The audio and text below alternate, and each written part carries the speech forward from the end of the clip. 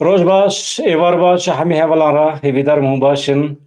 جه هر چه پرچین کردستان جه هر دری جهانی همه هولین کو تبلیمه بونه تحتنا لما تماشید کن مرقا کرد و کردستان کن هم جور اسپاس کن. ایرو میوان ما احمد پردای نویسکار روزنامه‌گر اکونومیست ایرو بمرای امی بقاسی ساعته کی به ورابن ایرو امی دریش کن نخمه وقت امی ام آزادن در دو کلی مگله کن امی برفرهی نقاش بکن پرسین کو امی وی دری بینن روزه وی لباکور کردستان آستیا اخفتنا کردی چوایه سیاست کرد چقاس برسف ده ویدمی کرد جسرده منور چقاس آمدنه ده جهان انو ده جیه کردان چیه لروشت نبین تعریفیه شر سیامی جهانی ده کرد چقاس آمدنه وان مجرنا همی امی به احمد پلدرا نقاش بکن وکیدن جوانا جوما روجوای کردستان جمره نوشیه کرا گاندیه امی بوه بدن گوداری کرن به دنگ دیمن جیه لیبل دیمن تقینه یا باش مروف دنگ جوانا گوداری که باشتره انجام چیه İlham Ahmed bersevda Lavrov, Sergey Lavrov, Wezîrê Karê Derveyê Rusyayê ku gotibû Kurd bila bikevin diyalogê yani çima tiştekî wisa pêwîstî bîne me jî fehm nekir dû jî me watene de em jî Ahmed Belde jî bipirsin bi salan e Kurd dixwazin diyalogê pêk bînin ê ku Kurdan naxin civînan Sergey Lavrov Rusya bixwe hem Jenevê hem jî Astanayê به دهان جوین پیکانین لبری کرد نهاتن بخوندن باشه از دست به نوچیان بکم چند نوچه بخونیم پاش از احمد بلده بگیرم ویداریم ام به تقین القامیش لوی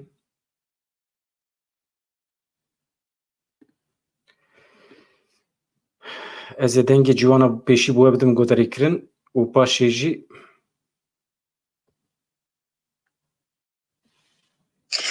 ایرو دیدم جمیر دوکیم دهده لبازار قامشلو لروشلاتی بازار قامشلو لگندی امفرستان لوی داری خالك هزين او لكاريا هندرين كو قرتيجه لوي داري نباي قرتيجه ينجي كسن سبيل هلا كسن كو لنبا خكبا كل رجلات السوري تبل هذه در بخينان كسن كو مادين هش برد بخون دفروشن كسن كو دزيه دكن كسن كو شرب هبرد دكن شري مالباتي بهبرد دكن كسانا كسن سبيل دنابا قرتيجه ده بتجهد بنج عليه هزين او لكاريا هندرين ده تيا كنترول كرن ايرو دم جمير دوكيم بيز ببلافرك بيمروف يا دولة تركيا داغركر عربية لبردريه ويجرتي جاي هاتا بومبا باران كرنو ده انجام ده ريفابريا ك برسن وزن دانه ويجرتي جاي يهزن ولا كاريا هندرين ده انجام اي بومبا باران ده عربية ده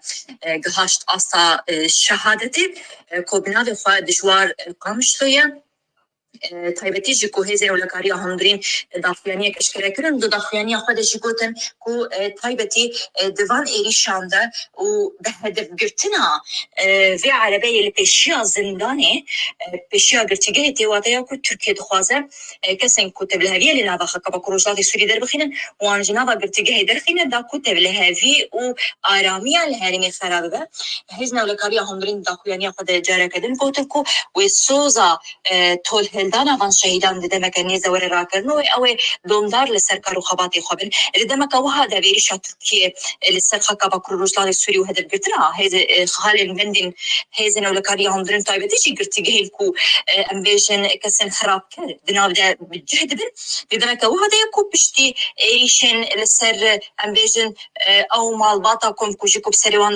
دای کو کری خو به هبر شهید بونو پشتی ویجی جاره کدن عربیه کدن هاتا بم مباران کردن ببینید ترکیه دخوازه آرامی اولهیال هرمی خرابه کن. بردان باشه جوانا جمعه امجی رسپاس کن جبوان آگاهین داوی کجمره را گهاند اری وکیدن هزین پراستنا گل هپگی بیلانچویا شهر یا مها تباخی اشکره کر 56 عسکر هاتنه کشتن بگشتی دناوا مهکیده 352 جاران گریلا چلاکی پیکانینه نه تنه جبجایه و جهوای و جکتنا نوا تفگره رزک چلاکی پیکانینه در دورا 20 چلاکی برین هوایینه به امکانین خو درون چیکرنه بگشتی 56 عسکرین ارتش ترک هاتن کشتن سه جوان پای بلندن هر وها دوان شهرنده چهار گریلاجی دنوامه یکی ده شهید بون gerek alavên askeriyên dewleta Tirkiye imha bûn. Êrişên bi balafirên şer ên dewleta Tirkiye hejmara wan 305 ye, yani di nava 30 rojan de 305 caran bi balafirên şer êriş kirine, 33 caran bi helîkopteran êriş kirine û her wiha 9 caran jî bi teqemeniyên qedexekirî çekên kîmyewî jî di nav de êriş pêkanîne. Ev encama şerê li Zapê û derdora wî ye bigiştî li Başûrê Kurdistanê. İlham Ahmed bersiv da sûjbariyên Sergey Lavrov di derheqê vê de berê ku ez vê nûçê bixwînim ez mîvanê xwe davet dikim jor xêrhatin lê bikim ji ber ku ez dixwazim ew jî gudarî bike û em bikaribin li ser şîrovê bikin.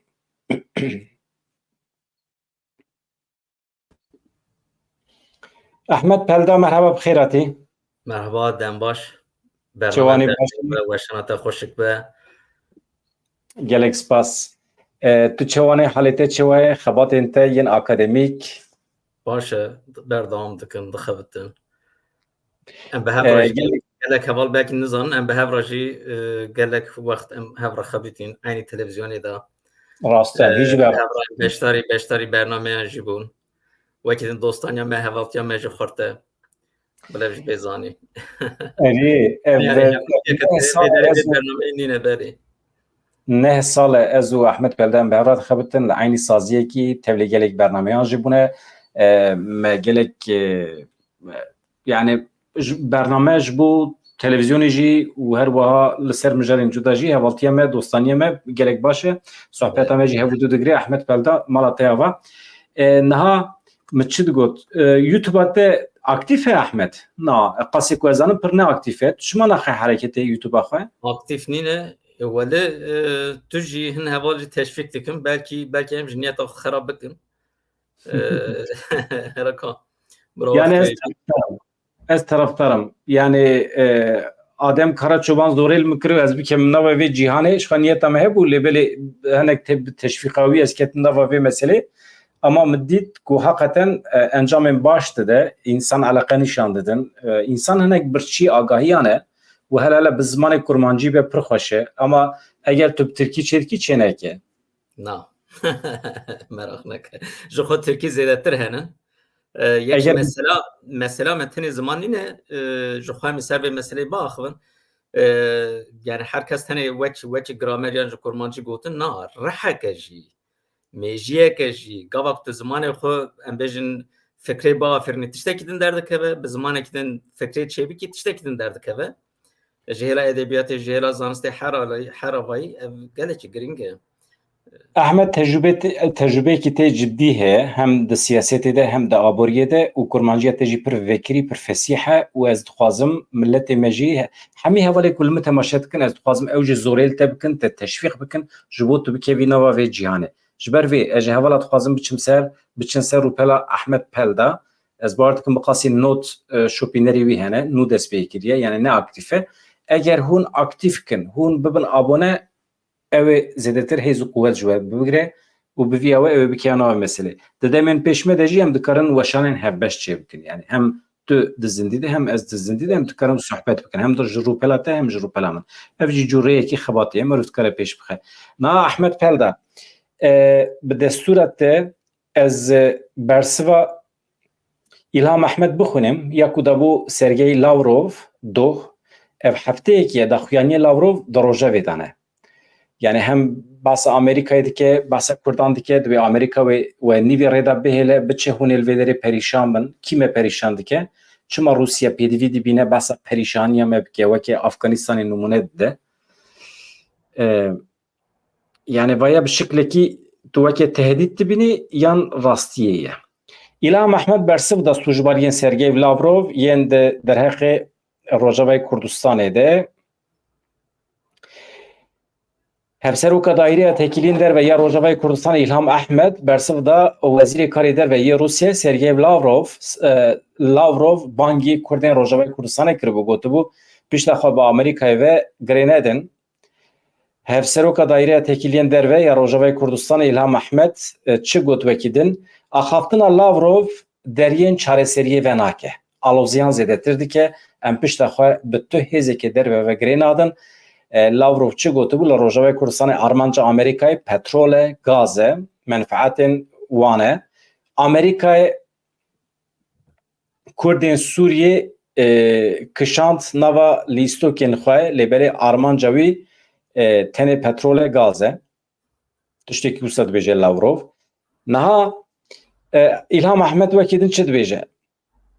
Ev axaftinê Wezîrê Karê Derve Rusyayê dibên ne di cî de ye, em rast nabînin. Tu niyeta me tune ye em Sûriyê perçe bikin. Şam bi Kurdan re diyalogê danayne dibêje İlham Ahmed. Şam nêzîkî diyaloga bi me re nabe, çareseriya siyasî pêşniyaz nake, xwenêz nake, tewanbarkirina me bi serîtewandina li ber xwestekên Amerîkayê dibe em vê yekê red dikin, qebûl nakin. Tiştekî bi vî şeklî tune ye. Şam li dû rêyên diyaloga bi dewleta Tirkiye re ye. Diyaloga bi me re red dike. Rusya bi temamî ji niyetên me yên li Rojavayê Kurdistanê hayedar e.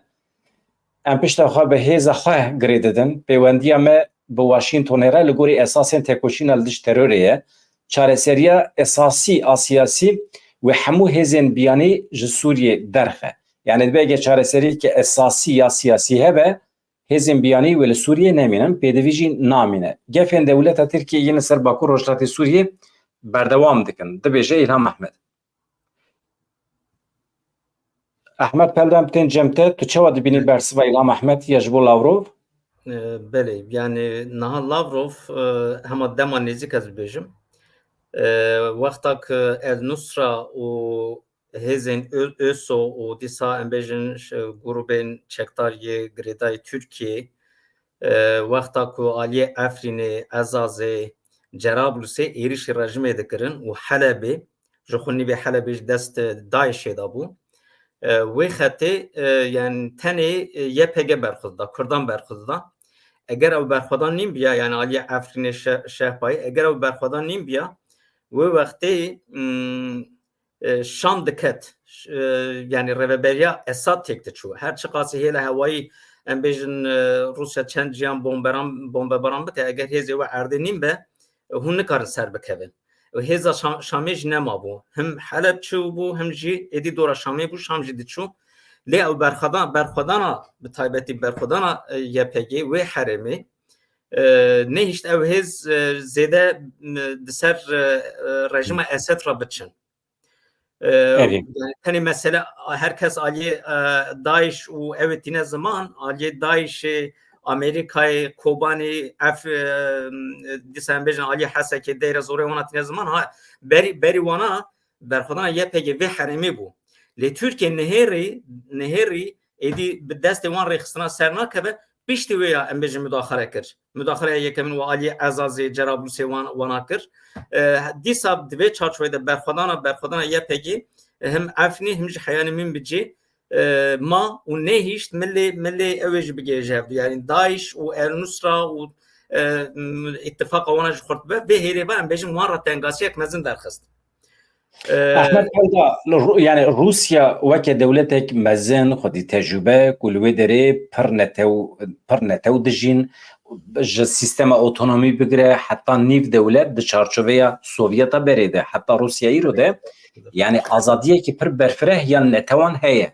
Kurd jî di nav da. Li wê derê çima aynı sîstema li welatê xwe li Sûriyê pêşniyaz nake? Çima pêgirtiye yek dewlet, yek millet, milletê Ereb? Yani çi fayda Rusya heye di yekparebûna axa Sûriyê? Çima siyaseta li welatê xwe li Sûriyê naxwaze pêk bîne? Belê ez vê yani ev gotina ku ez dixwazim ji xwe wê tiştekî vegirêdim tam vê pirsa te jî bibersivîne. Wê wextê Rusyayê Span hemû ew jî generalekî komutanekî YPG'ye davet Moskova'yê kir û bi nîşana general, bi nîşana qehremaniyê awaya ew kir, yani taltîf kir, awaya rûmet dane wîya, wî awayê pêşwazî kirin û pişta jî eyn Rusya hema piştî wexteke Kurta bi Tirkiye re hevkarî kir û Efrîn dagir kirin. Ev yek. Yani durutya Rusya yak de berçava. Ahmed li kamerayê binêrî baştir kamera kîjan kamera te dikişîne direkt li binêre ku merû çav lehev bıqalı binûsa. Dimeni te dinêrim te temaşe Ama mesela bivî tu kîjan kamera dikişînî direkt li wî binêre. Belê rast e maf. Ewsa hinek jor. Ewsa ew baş e. Belê bu wextê em bêjin Rusyayê ev yani bo berjewendiyê xwe bawek pragmatîst her alî re em bêjin lîst û axirî encam niha em bêne ser meseleyên berjewendiya. Tamam Amerika berjewendiyê hene vê herêmî. Peki berjewendiyê Rusyayê tune ne? Herêma Latskiyayê herêmeke stratejîk e wê derê bicih bû. Rusya dîsa bi wê sayê Türkiye haniye ser xeta xwe gavak Türkiye hani ser xeta xwe îro niha şerê Ukraynayê û Rusyayê da hemû welat ambargoyê çêdin hemberî Rusyayê tenê Türkiye çê nake. û oligarkê Türkiye yên ku em bêjin revîn yên ku ji Brîtanyayê nizam virûr hatin Türkiye'ye gelek malê xwe zenginiyê xwe hanîn bi Türkiye'ye bicî kirin wê derê îstîf kirin. Dîsa gelek mal û xizmet û pere û çek û silah di ser Türkiye re em bêjin tê transfer kirin. Her wiha dîsa em bêjin S-400 ev füze Türkiye ji Rusya'ya kirî ji bo berjewendiyê xwe wê derê biparêze. Dîsa em bêjin gazê difroşe Türkiye û Türkiye ji wê difroşe welatên cuda bi cuda deriyê Suriye ve Rusya'ya vekiriye. Yani lê binêre berjewendiyê Rusya'yı zêdetirin. Yani mesela çende meha Nisanê Rusya'yı bahata Türkiye Putin ne hatî? Putin Erdoğan tehdit kir. Yani bu hevdetini Rusya'yı ev pek beni Suriye ve Erdoğan yani ev Esed hevdi bine avaya proje Rusya'yı. Rusya da ber Erdoğan go 6 milyar dolar ve gaybe deni teheye deni der bu vakit der basbuyu gerek atu vi deni bidi. Derfet Erdoğan tünene bede Rusya zana tünene. Her vaga bak Erdoğan vi deni bede ve vakti gerek edi tekliye Rusya rajibe berre. Ve vakti navbere wan kharabe. Rusya beraber go tamam em deni te ve gave nakhazn em zan rafşata kharabe.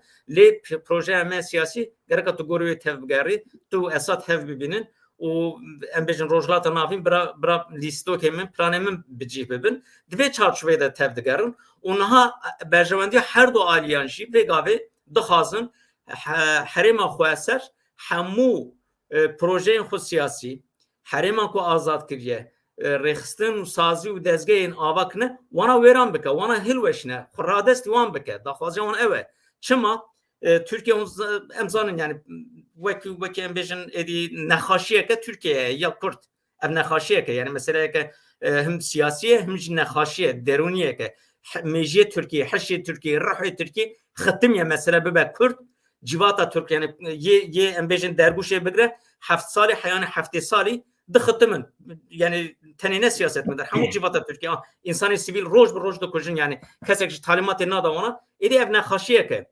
siyaseti dest pekiriye giyiştiye meseleke derûnî Rusya jî gavak wê derê eger ev rêveberiya wê derê hilweşe yê dîsa vegerin projeyê xwe berê klasîk dîsa Esed Rusya ji wê derê bicîbiye petrola wê derê gaza wê derê em bêjin zenginiyê wê derê aborî genimê wê derê bo xwe bikar bînin û ew Türkiye sistema xwe wê herêmê bidin rûniştandin bi vî avayî wekî din ew mesele ev e ew gotinê din hemû derewin wekî din ez vêya bêjim yani mesela Rusyayê ve gelek mijara ve doda ji derbas bû ez tenê tiştekî dixwazim bi bîr bixim gavak têkiliyên Türkiye û Kurda Türkiye bibûnin Kurd û Rusyayê em binirxînin ta wexta yani wexta çar da devam dike herkes Stalin de dest pêkirin erê rast e ama berî wê jî yên ku dijminahî nifaq xistin nav Kurd û Ermeniyan Rusya bû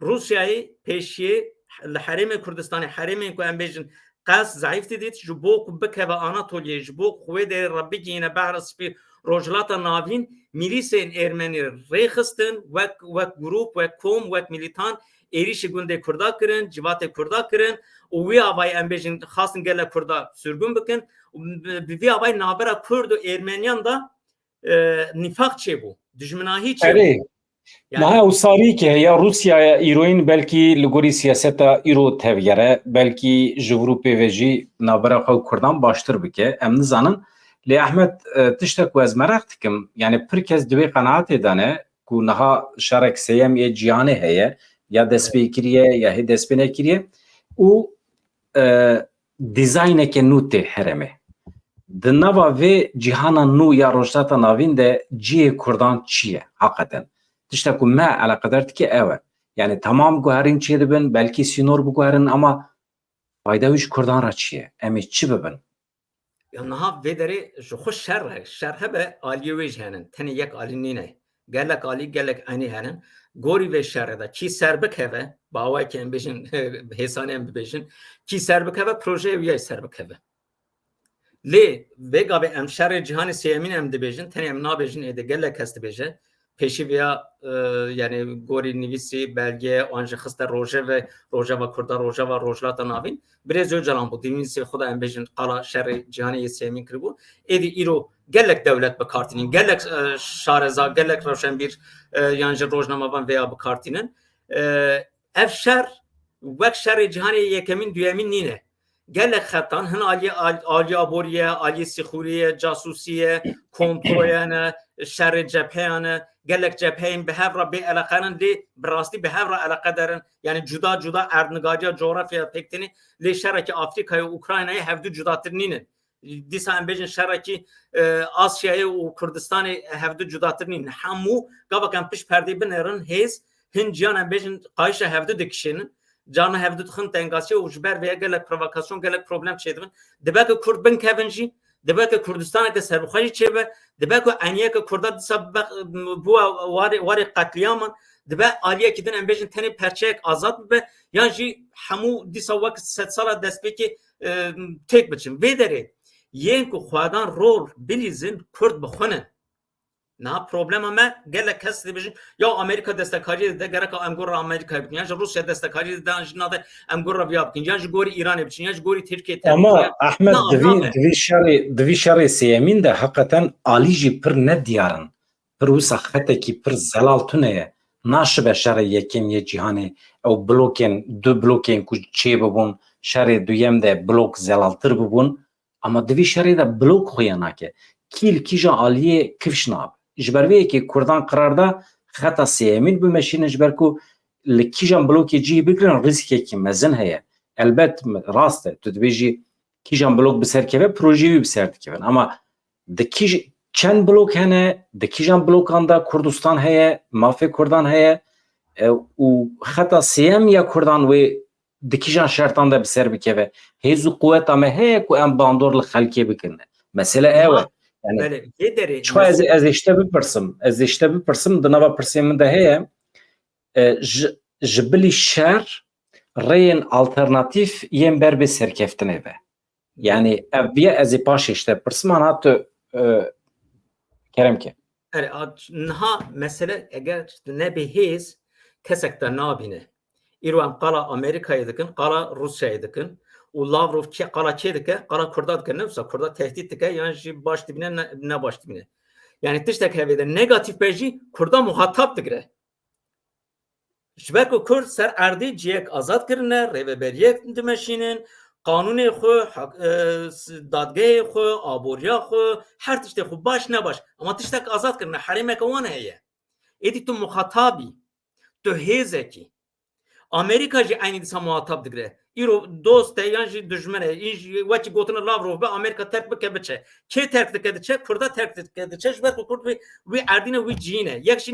rûberî Afganistanê dike mînakeke pir xelet e ev tehdît e mînakeke xelet e rewşa Afganistanê û ya Kurda ji hevdû cudatir e Amerikayê Afganistanê 20 trilyon dolar wekî gotina Trump 20 trilyon dolar wê derê xerc kir bi sedan em bêjin hêz wê derê bikaranî ser neket ama Kurdistanê Amerika tiştekî xerc nake bi saya Kurda Amerika rêye qezenç kiriye maliyeteke Amerikayê tune ji bo strateji Amerikayê yani avantajeke bê pere û baştir dest xistiye yani peraya nay hesibandir ew qas avantajeke mezin Amerikayê wê derê dest xistiye Amerika vê avantajı yani ne welateke se Gorezan ye dev ji vêya berde û biçe û yek ji Amerika fîzîkî bila derkeve ne mühime yani rêveberiya wê dibêjin ama di dengê rojhilata navîn da Amerika gelo wê statû ê çawa bibîne Dibe ku em bejin hêza leşkerî derkeve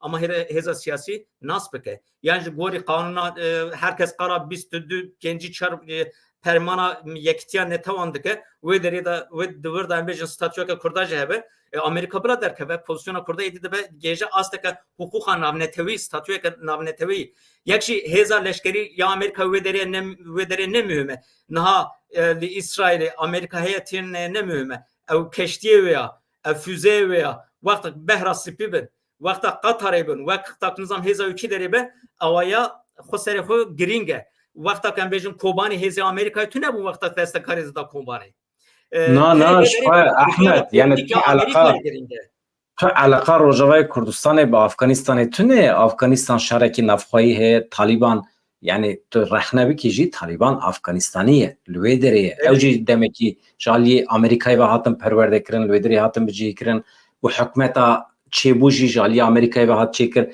ew şerrewanê navxwayî ye ême newsa ye ême milletekî cuda ne herema ku li wê derê ye encama kedekî pir mezin de encama şehadeta 14-15 hezar insanê de hat azadkirin îjar Amerîka wextê xwe vekişîne ma hêzekî navxwayî ji bo îdeolojîk were êrişê Kurdan bike tune ye wekî Talibanê baş e kî wê êrişê me bike dewleta Tirk Sûriye Rusya çi dike Rusya wê temaşe bike û piştgirî bide wan yani tiştek ku Lavrov dibêje Lavrov şerma xwe dibêje bêwîjdaniya xwe dibêje ji ber ku dibêje ez ê temaşe bikim û dewleta Tirk û Sûriye jî bila li wexin çi wekî din hêzekî li me bixe tunekî tiştekî din mesela niha Amerika wê derê têkiliyeka Amerika û rêveberiya wê derê bawayekî fiîlî û huquqî hin tişt henin. Mesela Parlamentoya Amerikayê biryar daye salane 300 milyarı zêdetir alîkariya aborî û civakî dide. Peki Rusya çi dide? Bawayekî fermî Amerika vêya dide. Rusya heya niha çi da? Kobanî Amerikayê destekariya leşkerî da hêla hewayî. Baş ne baş ew tiştekî din. Rusyayê çi kir? Kî derê çi alîkarî da? Dewsa wêya Rusya hat niha Kobanî nizam gelek çiyan bêjin baregeh vekirine bedavaya konmak gibi bir şey tiştek dibêjin qawlê Tirkiye. Yani tiştekî xwe ra bêpere belavela hatiye wê derê bicih biye û Xwedê giravî soz dabû yê navbera Tirkiye û Kurdan da rêveberiya wê derê yê wek hakemek bima. Ama sersoza xwe nasekine berava jî wêya awar rojan em bêjin ew komiteyek wê derê herêmê kontrol bikin ew Türkan ew Türk derketin em bêjin wê derê konvoyê wan çûn dabûne sekinandin vê axiriyê çima cardin dixine rojevê derdixin û gel jî ber tek nîşanda yê ku herî êrişkirin zêdetir zext ser millet çêkirin çekdarên leşkerên Rusar mı bûn? Yani Rusya gereken vêya bizanibin vê gavê bi hemû siyaseta xwe bo Tirkiye bikartîne ne hakeme wekî te jî destpêka axaftina xwe da got eger Rusya bixwaze çareseriyek vê derê hebe niha zûva ew mesele çareser kiribû ji ber ku gavak ew Esed hevdîtina pêk bîne ji Rusya dibe asteng. Îro hêza Esed tune ye Esed ihtiyaciya wî Kurda heye eger Esad û Kurd bibin îttifaqê hevdu û hemberî çeteyên İdlibê hemberî çeteyên Ezazê hemberî çeteyên Efrînê hemberî leşkerî Tirkiye dikarin şer bikin û derxînin pirskira azadiya Sûriye azadî û serxwebûna Sûriye xwe gelê Sûriye xwe biparêze û plana xwe siyasî xwe çêbikin cîhanê bidin qebûl kirin kê vê hêle astenge Rusya'ye yani ne tenê mesela Kurd Rusya wê derê mesela Sûriye jî asteng dike. Ahmed em warin ser mesela me ya navxwayî niha çi dibe bila bibe em çi dikin siyaseta Kurd çi qas amade ye ji guherînê re siyaseta Kurd çi qas amade ye zextê li Rusyayê bike li Sûriyê bike ji bo guherînê ji bo diyalogê sibê du sibê di qada navnetewî de civîn hebin gelo siyaseta Kurd amade ye biçe wê derê hatê Kurdan ên netewî biparêze û dayne ser masê û zextê li wan bike zorê li wan bike û maftariya xwe dayne ser masê yani ev hêz û quweta Kurdan îro heqeten heye. Niha mesela siyaseta navnetewî da hin caran hin konjonktürê wisa henin tu hiç hêzeke te tune bejî ewana te cil û berg dikin payeya rütbeya din te rexistini te çê dikin û te derdixin piyasayê. Mesela mînaka wê ez bêjim wexta şerê em bêjin Balkanan çêbû ya Yugoslavyayê perçebûnê rexistineke Milîtanya û çeke em bêjin ew ê çêkir. Amerîkayê çêkir li Arnavutê dest pê kirin bo temsîlkariya ew ê Kosovayê wana wek hêzek. Tu tiştekî wana tune bû. Hemû Amerîkaya wana rêxistin, ava kirin û wek hukukî jî nas kirin meşruiyetek dan wana bi vî avayê projeya xwe siyasî xistine devreyê. Yan jî em bêjin artêşa azad tu roleke wê erkekê wê tune ama di Astanayê de ev qasî herêm azad kiriye tevgera azadî dawet nekirin ama gelek çete birin Astanayê wana re hevkarî wana re hevdîtin pêkarîn. Rusyayê, Tirkiyeyê, Îranê evaya pêkarîn gelek caran. Niha mesela dirê wan bixwaze wana tu nedikin wek çete bikartînin ji bo firotana silaha û heşîşê û nizam çi bikartînin roj tê cil û bergê siyasî wana dikin bi wî vay bikartînin evaya girêdayê konjonktûrê lê tiştek heye eger bayê konjonktûrê tu bixwazî bayê konjonktûrê siyaseta te nehejîne tu wek hêzek ser xwe bimînî gereka tu gelek tiştan sazî û dezgehan ava bikî. Ya me problema me mesela vê gavê yani serfiraziyê, serbilindiyê hêzê çekdar ê Kurdistanî henin. Hêzên em bêjin parastina Kurdistanê bi çek û silahan bikin henin. û eger hêza wana binêrin bi tevayî Kurdan gavaken binêrin 60,000 zêdetir pêşmerge, YPG, asayiş, polis, nizam çi HPG, PKK 60,000 zêdetir hêzê leşkerî henin Kurdistanê. Ama perçe yine. Ama yek hêznînin ahenga wan jî nav hevda tune nav wan de jî zêdetir beravbûn heye. Mesela em bêjin nakokî siyasî, yê partiyan, yê hîzban, yê îdeolojik, yê gruba. Dîsa em bêjin nav xwe da mesela pêşmerge em dibêjin wextek em pêşmerge dinêrin wekî hêzeke yektatê xwe yani na pêşî di nav xwe da dibe du beşên navbera YNK û PKK da. Wê derê jî dîsa dibin beş. Mesela em bêjin herêma pedekê niha PDK partiyek nîne koalîsyona eşîran e. Her eşîr ji kontenjana wan pêşmergeyan heye. Kontenjana wan polîsan heye. Gorî wê ya bicih dibin. Petrolê gorî wê ya, perê gümrükê gorî wê ya parve dikin û gavak gura hev nekin eşîrek yekî terk dike derbasî êdin dibe. Bi vî avayên bêjin şerrê hevdû dikin. Yek dewletek Tirkiye re hevkariyê dike, ew din yekî din re hevkariyê dike. Eger bên ba hevdû bo petrolê, firotanê, ticaretê qazancê hev bikin, wê wextê hêzê xwe gorî wê beş dikin. Di nav wê de jî gelek grûbên veşartî yek istihbaratî sîxûrî nizam çi girêdayê wan henin, hêzên wan taybet henin. Gavak em hemû vana rabikin. Bêrin aliyekî mesele bibêjin Kurdistan netew pirsgirêkên gelê Kurd van nakokê em bêrin aliyekî vê hêza xwe em bikar bînin di rojhilata navîn da dibe hêza duyemîn, yekemîn an jî duyemîn. Wek 60,000 leşkerî te hebe leşkerê Tirkiye jî qas tunene. Êdî daxistine. Îranê jî belki ew qas tunene. Tu hêza te digêje qasî hêza İran û Tirkiye, Suriye, Arab, welatê Araba ji xwe tunene. Ama Ahmed bînim bîra te ji ber ku statûya Kurdan tune ye, tu bawekê fermî nikarî çek û silah jî bigirî jî qeda nav netewî. Kî xêra bavê xwe silah dabe te daye te. Kî nedabe te tu nikarî bikirî jî. Tu nikarî bikirî bazarê jî. Tu hewa tu saha hewayî nikarî biparêzî. Du balafir warin dikarin serûbin bikin. Wekê di Oktoberê de çawa cotmeyê de çêbû dewleta Tirkiye êrişê Rojavayê Kurdistanê kir, milyarek zêdetir zerar da binêsaziyê û elektrîk û avê filan. Ev meseleyekî. Ez dibêjim yani bi hêzbûna eskerî yan jî jaliyê hêjmarê ve zêdebûna hêza eskerî çi qas çare ye.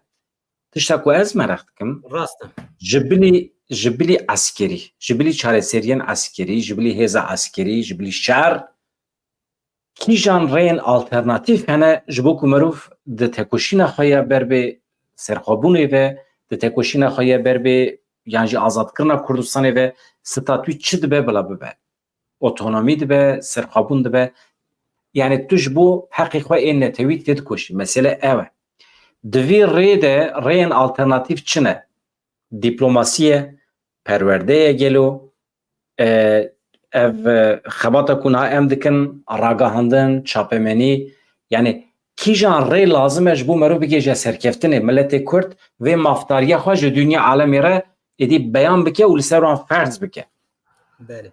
نها هند تشتی کرده هنن yani mesele aliye civaknasyan benerin vaki mego 60,000 hezvan leşkeri henin le vaki tejani zaman aliye hukukiya navnetevi nayn naskirin le eğer aheng yani behev rabyana mego ya perçe buna her yek henin eva sosyolojiya kurdana civaknasya kurdana ev siyaseti rang de siyaseti leşkeri her tiştiji iro avqas leşkeri kurda henin le leşkerin embejin şerreki stratejik devlet bir devletten raşar bike beyan nikarin. Efkas salanış bağlayık fiili haremi wan azad henin. Yani gabakan başvuru Kürdistan'ı bedin berçama not yeki ver va çen sale çil sale devletek yani embejin İsrail hem hamad gece emri İsrail yani İsrail çen salan da girişte kijan merhaleyi. O ev tekrici hebun. Mesela vaktak bazarya revebereki Amerika vaktak beje caraya kemin Irak azad kır.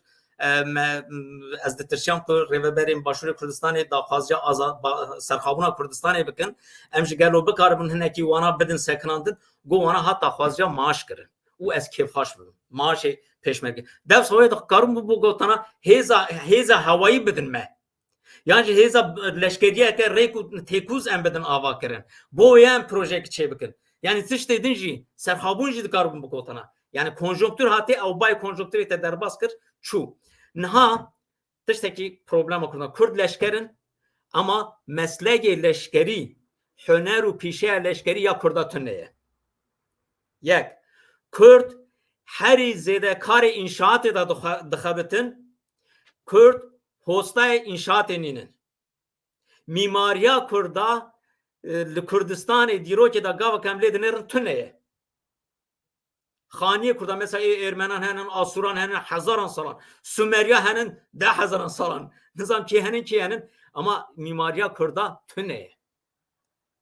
Lebinere tamam demin beri de tüne bu iroj mümkün bu. Disa Kurd hela prani hela gastronomiye de yani hizmetkariye de kafe, restoran, döner, nizam van kalan da van xabatan dikin. Disan bejin ve hela da muğra Kurda tüneye. Da aslında navnetevi de rolek olan tüneye. Karsaz Kurda henin sermaye wan heye, pere wan heye ama tu ledin heri ev bikadeke heja bixwe eşandine salan xebitine sazi û dezgeh ava kirine ama tu püf wan bike careke de tu nedibin ev milyarê wan tu nedibin ji ber ku sazumaniya we binesazî we rûne niştin re karsazî tu neye pere qezenç kirine ama zengin nînin godeman nînin. Yani problem ama Kurda mesela siyaset ama Kurda ama yak giring emtinin parlamentoya Türkiye'de Kurdi dağıtın çem peyvadı bejin ve kahraman bejin daxwazya Kurda dikin az veya yani heneki belki grand be ama az veya samimi nabinim evet ve deri dağıtı yani mesela axaftinek Ahmedi çedi be Ali çedi be Hakkariye çedi be Karsi çedi be dibeje çent peyvadı beje Slavya xu bi Kurdî de pişta dibêje ji bo herkes axaftinê fehm bike ez Tirkî dewan dikim. Na. Tamam evana jî civînên fermîne nizam çeçe. Eger hûn samîmî bin hûn ê civînê xwe xebatê xwe ê navxweyî navmalî siyasetmedarê Kurd Kurdî bikin. Tamam.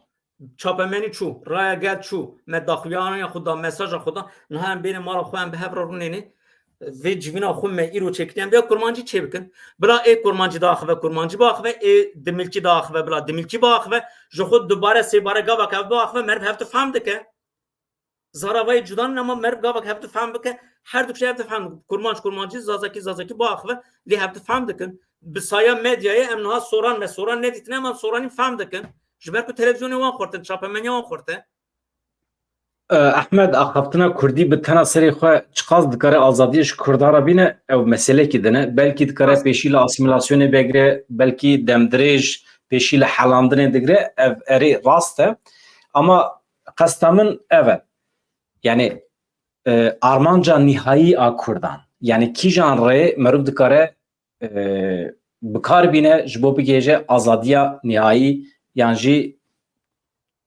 عملت کرد هدی وی دره دنبا وی آزادی ده کردی تودکاری فیر بکی تودکاری به هزاران مکتب دبستان و بکی هدی به عیده ده اما Anha tu mala xwe de çiqas Kurdî baxfî jî, tu meclisa Tirkiye jî Kurdî baxfî, tu zorê li dewleta Tirkiye bikî ku Kurdî serbest bike jî, ev hemî demborî ye. Yani elbet bi xwe re çareseriyê nayîne. Ama demkin belkî jî rê li ber hin tişta digire, li asîmîlasyonê digire. Ez behsê wî dikim. Yani Kurd çawa Kurd ji ber ku mesela tişta ku te balê kişand ser gelekî mühim e. Kurd di înşaatê de dixebitim lê ne ustan e. Kurd usta bin jî mîmariya wan tune. Yani tê de estetik û huner kêm e. Di xebata wan de jî. Mühendislerin ama teoriye wan tune, filozofiya wan tune. Mixabin. Rast dibêjî. Mesela karsazin pir pereqezenç dikin ama nizanin perê xwe çawa bikar bînin. Belê. Çünkü ew gelenek, ew urf û adet kevneşopiya karsaziyê tune el cem Kurda. Belê. Çünkü em civakek axê ne, em bi erd re mijûlin, em heywana xwedî dikin, yani em cotkarin. Belê.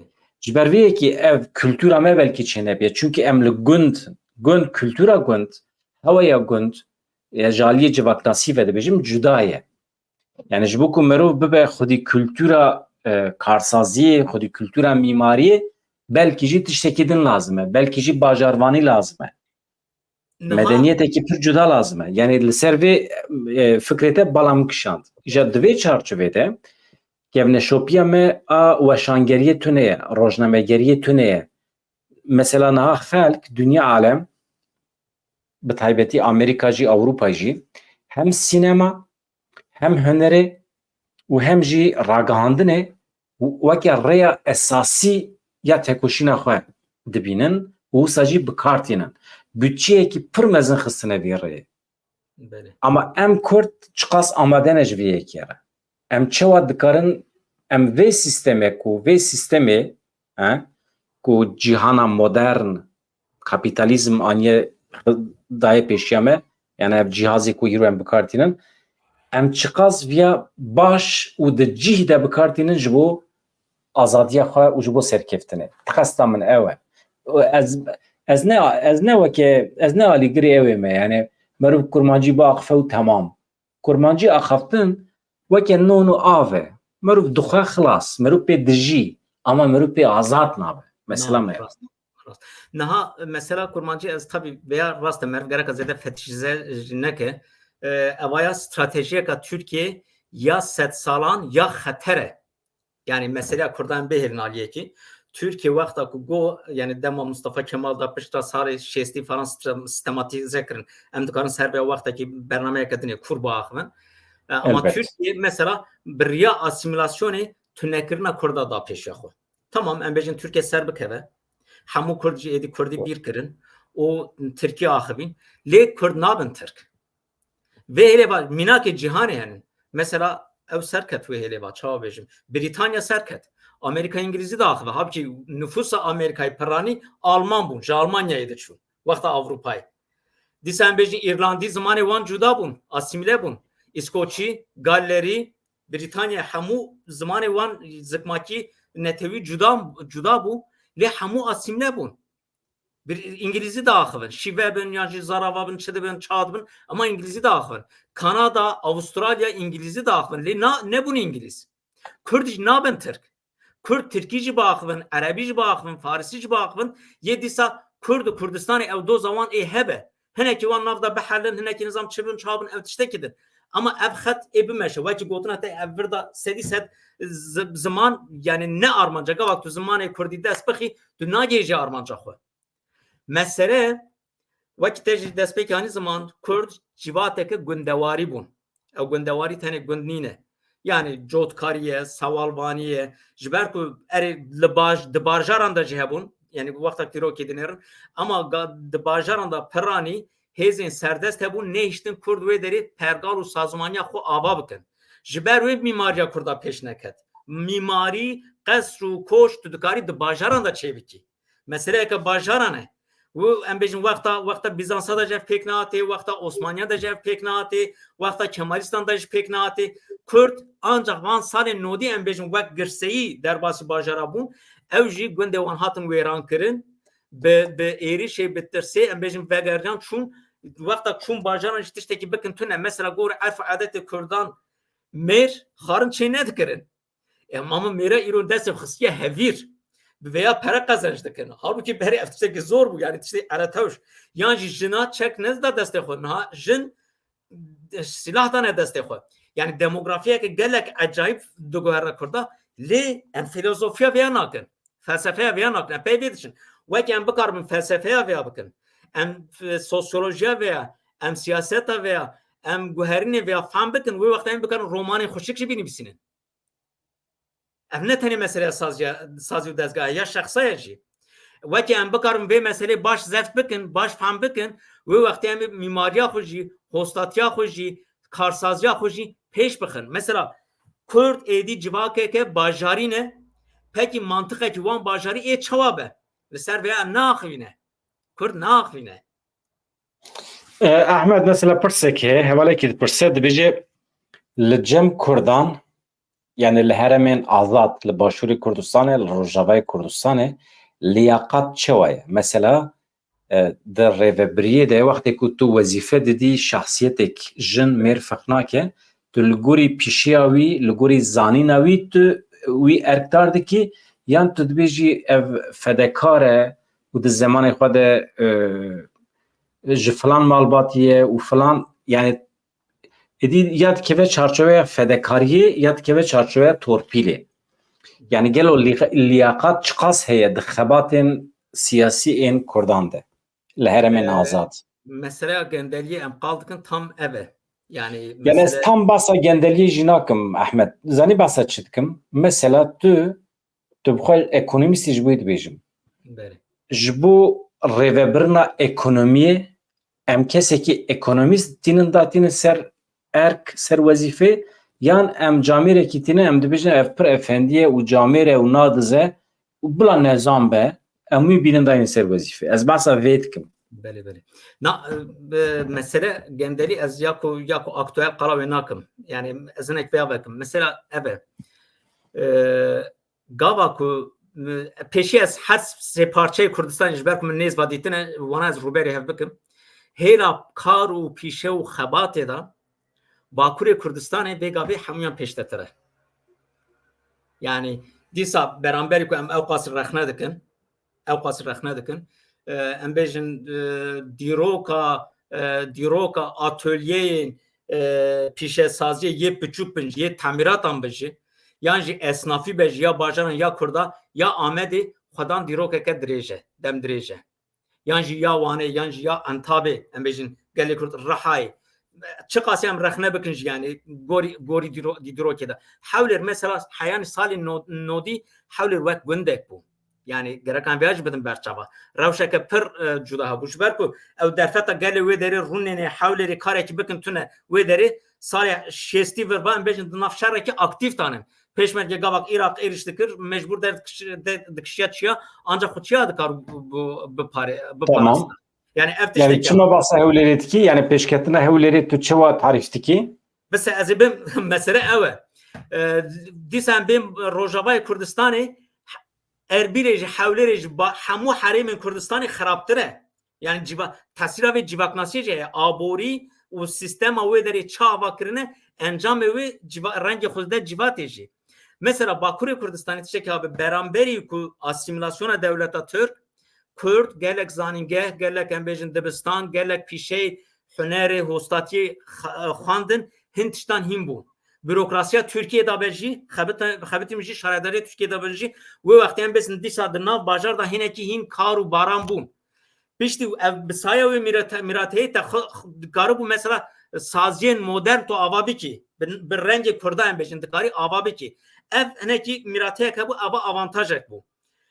Dîsa em bêjin tabî wekî em bêjin tesîra dewleta Tirkiye ji mantıqê yani Ahmed pir zehmet ez biterabim çünkü li Bakurê Kurdistanê rewşa me pir zor e pir zehmet e em nikarin şaredariyê xwe bi dest bixin em nikarin gundekî xwe bi rêve bibin camêrana tên dest datîne serê ya duyem jî imkanê çî ez biçim Bakurê Kurdistanê bigerim bide ez çûme Wanê çûm Agriyê çûm gelek çûm Amedê mam geriyam yani şertên jiyanê bajarvaniya li Bakurê Kurdistanê 30 sal 40 sal berê min çawa hiştibû eyn bi vî şekliyê guherîn tune ye جبلی چند خانیین تدا جبو رازانه و آمد جبر کوشبری آمد برفره بیه اما تدا استتیک تونه هنر تونه میماری تونه چونکه شرط جیان نوسه انسان وقتی که کوشبر دبن جگوندن در دور مجبوری تن آمده بجید بن شخوره دایره کی زور بلا پره بر هفتکن دکرن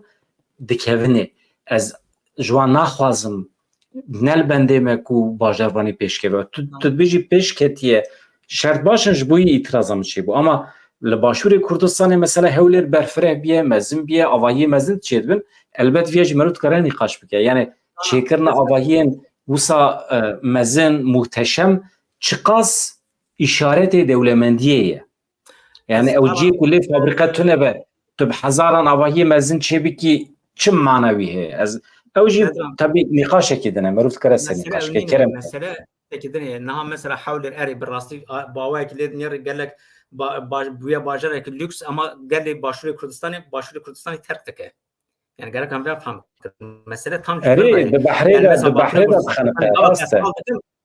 هم اوي بهرن عاليه كي يعني ايريشين دولتي زخت دولتي هم بهن عاليه كي مثلا بري شارداريا دست دفج اوي بردن يعني صاري هفته ام قلبكن صاري هشته ام قلبكن هي ام بجن تفجر ازادي باجران دا خورت نیم بو اما گله ودری باجار وانه باجار مردینه باجار رحای ام بجن دوام باجران دا دیسا خباتکار وقت اکلید نرن اگر دولت بجی کرد جهنه که دخابتین کرد خباتکار کرد نیم بجی دیسا او باجار چاندکی نشان تزده یعنی توش نشتجی اکوی باجاری اویا yani gavak ve bajarmani ve pevajoytu ruberi İran'ı biki ruberi mesharemedin ki peştatır bu böyle ve ev tasireki iştara çeydike ama jiber mesele siyasi yani jiber mesele navxoyi xoxotti em bejin nakemasiyenin tenin ne zahte devletinin mesela şaradariya me beri veya vaqta kan bejin despeka 2000 despekir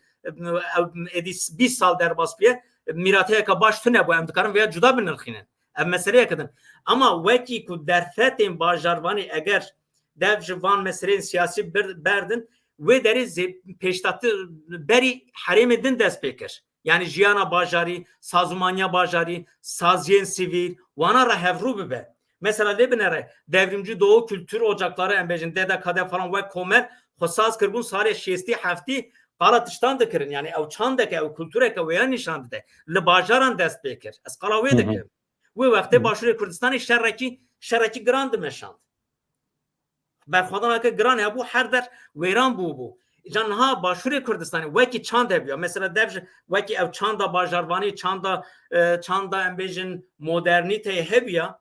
Ev vakta petrol hatı, para hatı, pişti nod yeki verva statü çe bu derfet çe bu ve vakti mesela yetene bu bazırgani bekarna anya pere petrolü befroşe pere gümrüke bigre o hamu xarna xoji İran'e ju Türkiye bistine gündek jotkari dikirin besekne gündek jotkari dikirin tuwana bina bajir bicih bike maaşek nişamda dev saveya de karbon mesela fabrika bakın atölye ava bakın o jubo bajar peş bikevin üniversiteye ava bakın. Üniversite ne vakt tabelanı, vakt dibistani liseyine, darayine. Mesela dikarbun mesela Amerika'ya, Avrupa'ya vakti tekili habun. Gelek sedan xwendekara bişinin, Çin'e şant, Arap bişinin, ev bi 100,000 em bejin xwendekar biçin wan welatan baxandana o bi sedan doktor, bi sedan akademisyen hebiyana naha kaliteye üniversiteye başlıyor Kürdistan'ı peş biketana.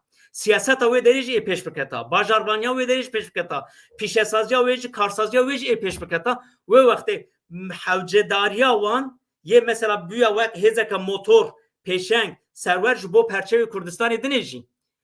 Her vaha disa devleti Türkiye, İran ve Irak'ı ye evkası hesani bir reveberiye ve derara nikar buya bilista. Vaki qal kiren bejin hera diplomatik taji eğer bawaya ki xoşik tu diplomasiya cihani bizanbi heza cihani bizanbi jeostrateji haremi bizanbi rola xoya haremi bizanbi ve vakti te hevdetine diplomasiya taji karte xo xort biki satranca ka baştır binisi jir bi ama kalita perverde ya velat te xrab be tu çevad kari diplomasiya ka peş bixi leşkerca xoji tu kari xort biki et leşkerca xo mesela naha tekli kraliyeta Britanya o ya başlıyor Kürdistan'a geldi ki xorte. Peki دوان زانینگهان دا وی داری امبیجن عرب پرورده دبن، هندی پرورده دبن، پاکستانی پرورده دبن، خنجی چند جوان مالباتا بارزانی چقدر پیشمرگه یعنی جنرال وی داری پرورده بونه بو بنا چقدر بچه هاتیه پرور کرن کیجان چک و سلاح مدرن دکارن نیم ببن جبو ویا کیجان کارگاهی دا خبیتینه امبیجن مثلا سروری وی داری وقت عشیرین وقت مالبات نه وسا وقت سرمایه دارن اونا وان در فتح خو آبوری جبو زارو که چقدر بکاری بینه زارو که وانا ستنفورد هاروارد نظام کی چقدر خواندنه hani tekliye وان kapitalizmi جی خوشکن مثلا پره خو قزنج کرنه چما امبیجن چونه دوبای آپارتمان کرینه امریکای قصرات کرن دست ویا فابریکایان چینا کر کردستان چه بکن استان وکن زارو که و نرفن نچن اروپای یعنی ها و در کردستان و چینا کر belki یکی چه کی سی حواجی اروپای چه اروپای چما فابریکای و تننه امریکای چما تننه عربا هنن yani Arap buna hissedar mesela Porsche, Volkswagen, Mercedes şirketi mezun, Facebook yani nizam çeçi bankayı cihani Arap hissedar evanın petrolü defroşun ne hesanın Arap Türk bçave Türka vak Arap hesan dibin na İro di cihani da xodan sozun vak sermayedar başvuru Kürdistan'ı mesela biraz neçivan bazani dugo az Dubai yani wana varate körfez xora minak tegrib research ama çma vak wana naki çma vak wana naki جبر کو خدان ارتاری جبر و رایداره که اگر وهله و سرکفت یا وقت باشور کردستانی یه همو دور کردستان ربویا الهام بور و گوهرین دموگرافیک جواکی و سیاسی یه سروری بکرا 40 ساله اف نبو اما وقت تو نه کی وقت ته بختمی جیه کی اف اش ادی گنم ناهیرنه یه جیه کی بختمه بسکنه مخابن هاتيه ودري يعني مثلا ام قال لك السياسي دي فكر الدوله تركيا هاكر ايران هاكر امريكا هاكر نا ابنينا نا اين تشت الروجاواي كردستاني جهيه اگر روجاواي كردستاني وهله ونها وان تدبيران نگره تاني جبو روجا خو خلاص بك هن تعويضان بده هن گاوان باوجه وقت نکار سر بك و اين تشت تجربه باشور كردستاني جهيه يا دوباره بك ام بين باكور كردستاني 20 سال تجربه شرداری چه بو نخاشی کماسی گندری من خود چکر که ben veya eşkere veya gerek tu derse de tarafta ki başı devlet Türkiye gırt falan ötüştekin beri veya maxu xo ambejin xatar kirin galaktiş men kar bu bajarı xo bekim bajarı gel emju vak ambejin men kar bu vak me bikar bu bixsta bajarı gel ve vakti gelili xwadi der kata ne dişten bejin قايم مايم بهاتنا يدار كتنا ميتينج مها صالان حمور ريب ختمان اما تفگره که سیویلیا کرده خورت چینه بو جبر و حسانی تن دگرن دوج تانی چند درشمهان چند تشتان چند جیونا و یج به حسانی بلاف دکن اگر هزا سیویل تو خورت بیای ند بو نه ممکن بو اتوبیس زک نکار بو لو تفگر بکرا باجار نکار بو الکتریک خو بگره نکار تشکی ی بدن سکناندن جانا باجارن دبستان و ند بو نظام چه yani hayata devlet besakine devleti nikar bu berxu bede ama çanda te ya bajari berxadana bajari çalakiya bajari mafi xo bajar da parastına veya sazi u dezgah ve ye fiili ne ye kanun ye devlet ez nabejim ye tu te avaya xort ne ki berwe tu bajar bijiji çanda te bajari tu ne احمد كيف هوا جالك جو صحبت تراتي جو خاصنا تراتي هبو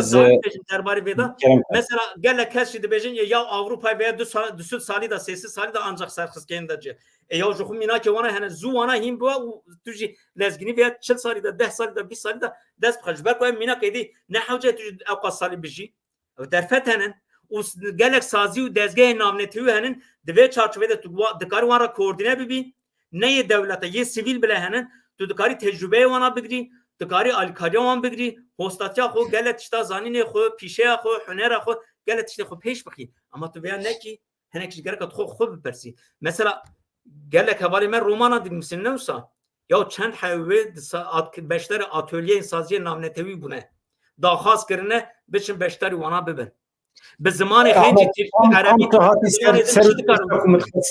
تو هاتی تام سروی پرسا کو متفاوتشته بکم نه مثلا لباشوری کردستان ملت مل بر رز فیلم ترکا مزند بن شواخه لسر لبر فیلم ترکا در باستکن Rojavay Kurdistan şart çawaye em nizanim lebelê belkî jî ew filmê Ereb li wê derê bitesirin. Niha divan şertên teknolojiyê pêşketinê de em çima nikarin sînemaya xwe çêkin, em çima nikarin ew qasa em mafdarin, ew qasa çîrokên muhteşem hene li cem me em nikarin binivîsin bikin roman û di cîhana edebiyatê de ya qada navnetewî de cih bigirin, çima em nikarin di sînemaya cîhanê de cih bigirin, televizyonê me çima nayêne temaşekirin, rojnameyê me çima nayêne xwendin, çima hêjî di sala 2024 de em hewce dibînin bi zimanê dagirkeran çapêmenî pêş bixin, rojnameyê xwe bi tirkî bikin û tu zextekî jî zorekî li ser metinê ye. Yani bana hemî problemin tabii ez işte naxwazim tu hemî bername îro da bibêjî lê di vê çarçoveyê de tu bi kurtasî bibêjî yani rewşa milletê me em îro nîqaş dikin ev jî nîşanê me de ku di rojên pêş me de em ê tu tevlî be em van mijarana yek bi yek analîz bikin em raxin ser masê tespît bikin paşê jî jê re çareserî bigerin. Hevalê me jî dibêjin pir mudaxileyê Ehmed neke axaftina wî yani kêfa xelkê jî axaftinê teratê Ehmed kerem ke. Ve ez çi tenê vêya bêjim yani niha hema ez xwe bêjim ez 20 sal li Avrupayê me newsa çima ez rojnamevanekî navnetewî nînim. Wek branşa min jî aborî ye yani nûçeganiyê yan ji rojnamegariya gelem perî nakim ya aborî hêla aborî va çima em bêjin di asta navnetewî da soza min tune ye. Em xwe dest pê bikin. Nanetene tu yani rojnameyên Fransî çima ji min meqale naxwazin. Belê. Yani hekîmasiya me tiştekî din bêjim. Mesela gelek hevalê me doktora kirine Avrupayê xandine li Tirkiye hatine nizamçı. Gavak em menekî jê dinêrin bi vî avayiyê ku doktora kirine belkî hejma wan bigêje hezarî jî. Ama di üniversiteyan da nikarin cih bigirin. Di üniversiteya da nikarin cih bigirin. Kadroyê ku di üniversiteya da bûne kadro em sed nînin belkî em ancak qara dehan dikin. Sî hewe kêncî hewe heftê hewe. Hene yani wek Kurd em bêjin Kurd e ama xwe Tirk de hesibîne û hiç Kurdayetê xwe dernakeve li Amerîkaya profesör e. Kesî wisa henin ez nas çi dikim. Dibêjim mesela jê re dibêjim şerme yo êdî to çima Kurdayetê xwe xwe dî dernakevî. Yo dibêje ez çim Tirkiye temê ya ji problemam tiştekî hatune. Ama derdorên Fethullah Gülen mesela Türkiye terikandın mecburi koçber bun çün Amerika'ya ile Avrupa'ya anhad üniversitede dixebitin. Profesörî dikin vezîfan heye mesela. Yani mesele çi ye xwedî devletin lewma mesela. Em ji xwe dest pê bikin pêşî em bêjin derzî em xwe rakin piştre em vegerin meseleyê dinê. Ha sebebê vê hinek sebebê emin hinek sebebê jî şert û mercê menin yan jî mentalîteya me ye. Pêşî li wir dest pê dike. Mentalîteya me ye gerek em mentalîte xwe em xwe biguherin wê wextê em bikarin gelek tişta jî biguherin. Siyasetmedarê me jî bo siyasetmedarê me jî bo şervanê me jî bo sazî û dezgehê me jî bo şaradariyê me jî bo saziyê me sivîl jî bo karsazê me jî bo hostayê me jî hemû ev giring e. Gerek em carek din xwe vegerin bibêjin ya ji me re me çi kir û ji me re çi lazim îro pêva. Problema me di vir de ye. Em ketine xefikekî ew xefik me xistiye dehlîzekî dimeşîne gerek em wê re bêjin na wek cîvatek em dikarin îro şert û mercê niha da jî derfetê ku em tê danin em ji nû ve binirxînin gelek tiştan biguherinin. Mesela tiştek hin tişt henin îradîne ne siyasîne ne partîne ne şert û mercin îradeya şexsekî bi xwe ye. İradeya şexsekî bi xwe ye. Îro mesela tevgera azad ew bêjin berxwedan kirin wek grup hatin ba hevdu serî hildan hemû da asta cîhanê da rêxistin ava kirin PKK ava kirin zam gihandin çiyekî dinê. QDP yeneke hêzê din em gava kirin yer hemû serpeyatiya wan henin. Mesela Kurdekî me dikare di asta navnetewî de romanan binivîsîne kesek em bêjin di îradeya xwe vê lêva nîşan bide ama bo ku vê romanê binivîsîne gereka şert û mercê jiyana xwe jî biguherîne bi vî qaydeyî nabe. Xandinê xwe, hewildana xwe, têkiliyê xwe, herêmên gerê xwe hemû tiştê xwe ji nû ve organîze bike. Heyanê vî qalibî neşkene nabe. Ev qalibekê me civakî em bêjin derbasî ser milê me biye. Heyanê niha em dikarin fehm bikin roj bê gerek em veya Kur'anî biaxivin ser bê meselê ama vir û pêva gerek em van qalibê xwe bişkêne. Kesekî niha înşaatê da dixebite tenê em bêjin boyaxê dike ewaya gereka meseleya xwe mîmariyê bide ber xwe. Kürdistanê wexta vegera Kürdistanê xaniyekî çawa çêbike yan ji mala xwe xaniyek tê da dijî veya çi qasî estetize bike, xweşik bike, şîrîn bike. Mesela wir dest pê dike. Yek em bêjin tekstîle da dixebite, gelek em bêjin sazî û dezgehê Kurdan wek taşeron na di asta cîhanî da çawa bin marke. Reng û rûçikê Kurdî em bêjin çawa desenê wê ya derxîn cîhanê da bidin naskirin. Wê wextê tê kurdayetê xwe jî pêş dixî, hêra aborî jî xurt dibî, gelek tiştê xurt dikî. Tiştekî din xetereya herî Kurdan, Kurd nikarin bi hev re bixebitin. Çanda Kurda ya bi hev re xebitandinê tune. Heskî biriya kapitalîstî be, heskî sosyalîstî be, heskî eşîr. Me wek eşîr hin qayde Qural hebûn problema me ew mezine. Wexta gund ew me qayde û Quralê xwe ê gund hîç din em hatin bajar vara bajar ne yê serdestan me girtin ne ji me xwe tişta wê tiştek ava kir em vikin vala mane niha em bunalama wê dane dengasiya wê dane. Derûniya me jî psikolojiya me jî mixabin gelek gavak em pedagojik ji binirxînin gelek nexaşiyê me jî henin. Em wan nexaşî xwe re ji gerek em hevrû bin. Evana vê gavê gazin cin berê dem jî derbas bû lê evana gereka gişt bibin mijar yeko yeko em vana veçirînin verreşînin û ji nûva carek din bûhûnin. Kurdistan hêla dîrokî ve herêmeke pêşketiye. Kurdistanê de eger tevn û teşî hebe li ciyekî tevnî teşî hebe wê derî şaristanî heye. Göbeklî tepe girê mirazan dibêjin. Sumer, Hitit, Mısır hemû herêma me ne. Em nehewce illa Kurd çêkiribin. Kurdan jê fêde dîtine. Şaristaniya Yevnanî, Şeristaniya Farsî. Di navbera her diyan da em jiyane Qafqasî hemû şaristanî me jê fêde dîtike. Ahmed ev mijarên wisa zorê li me dike ku em di demê pêş me da bernameyên zêdetir çêbikin. Tebasa roman kir Ahmed bi destûra te hevalekê min ji welêt ji me ra pirtûka xweşandiye Bêrîvan Kara Torak. Ez bidim naskirin ji ber ku bi kedekî mezin heqeten di şertên pir zehmet da ev pirtûka xwe nivîsiye. Ev ji me re bi vîya wê şandiye. Ev pirtûk bi wisa ye hûn dikarin bibînin yan jî bigerin yan jî xwe bigînin bêrîvanê ew bi xwe ji we re bibêje yani meriv çawa dikare peyda bike. Bêrîvan Kara Torak ev jî ji bo min şandiye mala wê ava. Min hê nexwandiye ez bixwînim ez ê li ser şîrovê bikim. Baş e? û em jê ra serkeftin dixwazin.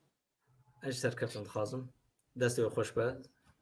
Yani ketkarekê çapemeniya me ye di şertên zehmet de heqeten rûnişt roman nivîsand pêvajoya nivîsandina romanê jî yani tê bîra min. Baş e Ahmed tu gotinê xwe dawî bibêje ama heqeten ev mijarê ku me bes kirin zorê li me dike ku em gelekî bernameyê din çêbikin. Belê yani mesele divê bi rastî em carek din eger em civata xwe halê xwe şexsê xwe karûbarê xwe kiryarê xwe cardin bidin ber çavê xwe cardin danîn ser masê kumê xwe jî bidin ber xwe hinekî li ser bifikirin û hin tiştan ji nû ve ava bikin ji ber ku em ketine nav keşmekeşa rojane da me xwin da kiriye herkes wisa mixabin û ji ber vêya em hinekî gereka xwe bênê cardin ser xwe bênê û dikarin di nav derfetên heyî da hin tiştan ji nû ve ava bikin. Eger em emrê me terê neke zarê xwe ciwanê xwe dîsa gorî vê em bêjin dikarin rêyeke nû bidin berwana ew dewam bikin. Ji ber vêyekî mesela ez gelekî hêvîdarim yani gelek kes mesele Kurda devlet bûyîn serxabûn falan filan nîne evana meselê siyasî ne elbet em vana dixwazin ev tiştekî din ama îro tu devlet de min tuneye ez nikarim vêya bikim nabe ji ber ku tenê ne tecrübeyên cîhanê henin gelek welat gelek millet bê devlet bûn ama gelek tişt kirin roj hatên devleta xwe jî dest xistin eger devlet hewce devlet nizam sazî hewce sazî ilim hewce ilim pere hewce pere zencî çi hewce pêşî gerek em derfetê wana bibînin û dünya jî bêçarenîne derfetên cîhanê vê gavê baştirin em dikarin vana bikar bînin lê bin ya Rûsaya vê YouTubeê em digêjin hemû deverên Kurdistanê ev derfeteke pir mezin e kê ev pêşkêşî me kiriye xêra bavê xwe tu kesî jî na teknolojî derfetên teknolojî û mirateyê mirovahî hemû em bikartînin و تشتێکی سەر ڕاستە یا بۆ خااتێ بێژ گەرەک هەنێکی خو بێشنی زمانی خۆ یعنی کەسێک مەهێکی خو بێشنێ دکارە خواندنا کوردی حل بکە کەسێک کوردستان دکارن ئەم بێژن gelek mecmuaya bixwin Kurd Kurdî naxwînin yani mesele tabii Kurdî tenê nîne wekî me gotin gelek tiştin ama hin tiştan em dikarin em hemî nîqaş bikin di bernameyê pêşme de weke vîdeoya Dawî Ehmed tu zanî hilbijartin çê dibin li Başûrê Kurdistanê gelek caran hat haloqkirin lê Dawîya de biryar dane ew ê çê be lê bafil Talebanî ka çi dibêje em lê guderîkin yani rojnamevan jê dipirse dibe Mesrûr Barzanî wê ji nû ve bibe Serokwezîr ew ê çi bêje ka em binêrin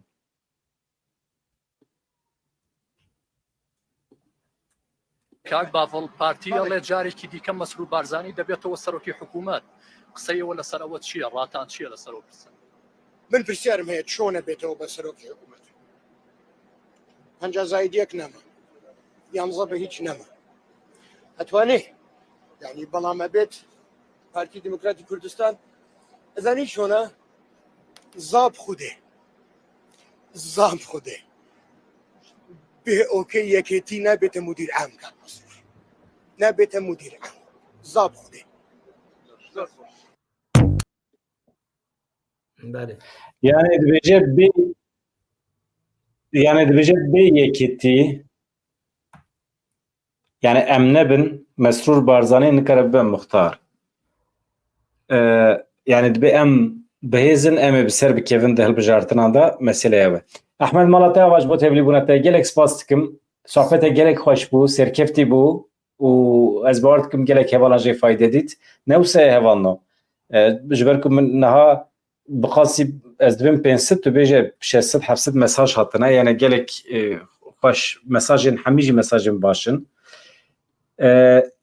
cümle davî bibêje em bername bigirin û rojên pêş me de em ê dîsa bi hev rabin Ehmed Keremke dikim mala tava bi te derfet ta min derfet kanala tê Ehmed kanala tê em derfet nede tê roj bê em hêdiyê wan tiştan ji bikin em bi hev ra ji bixebitin kanalê xwe java bikin divê em ji vê eniya xwe vê eniyê jî em xurt bikin ev jî aliyek e û her wiha kesên ku mesaja dişîn ew jî beşdarî niqaşa bibin bi nivîskî bawayekî dirêj binivîsînin pêşniyarê xwe persê xwe ew jî rê pêşeme dixin dîtinê xwe vê avayî em bêjin kontakteke danûstandineke xurt hebe ji bo me hemûyan jî baş dibe gereka şewr xwe xurt bikin û bi hev re jî veguherîn pêşketin û her riya xwe azad bikin rast e gelek spas Ehmed Malatay ava herê bî spas serkeftin Belê hevalno me Ehmed Beldaşan sohbeteke xweş bû heqetên jî ê ji we re spas dikim heta vê saetê jî hûnman hêjmara me bilind bû îro xweş bû xweş derbas bû yani hinek heval dibêjin zêde müdaxele nekin min müdaxele nekir mêvanê me xweş serbest taqifî yani müsaade bikin jî çend pirsa bipirsim normal e ez îro dirêj nekim îro ez xatir ji we bixwazim bes e ew qas sibê em dîsa bi hev re ne bi hêviya rojên xweş azad çi dikim bikim bila vêde û be silav